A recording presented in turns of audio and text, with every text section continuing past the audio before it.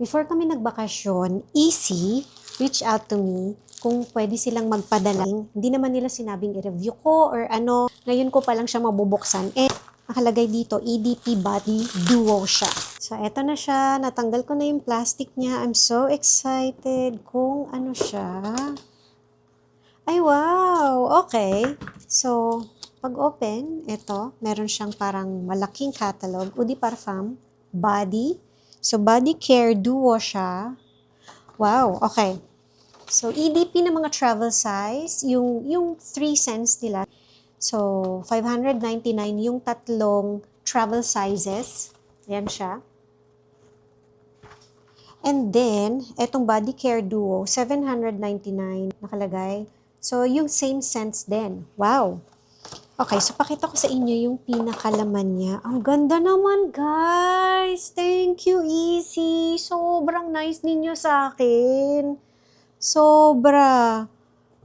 Hindi naman ako malaking content creator, pero grabe. Thank you very much. So, ito yung tatlong scents.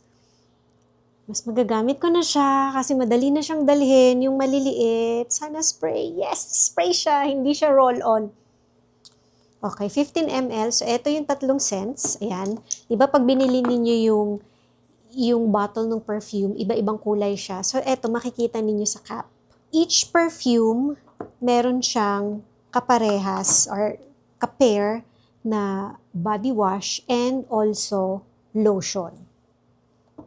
Gusto ko yan. Kaka-review ko lang nung mga lines nung ibang mga perfumes na hindi ko magamit yung perfume kasi ang tapang, pero nung naglabas na ng ibang mga variants, mas gusto ko kasi medyo mas softer ng konti yung scent.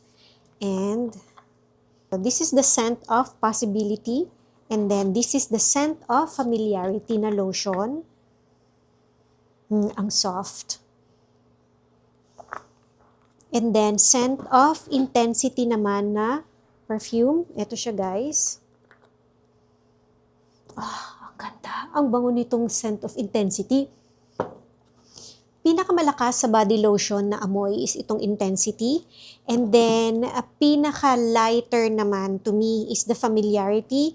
And yung pinaka parang medyo nasa gitna, floral, malakas din, is the possibility.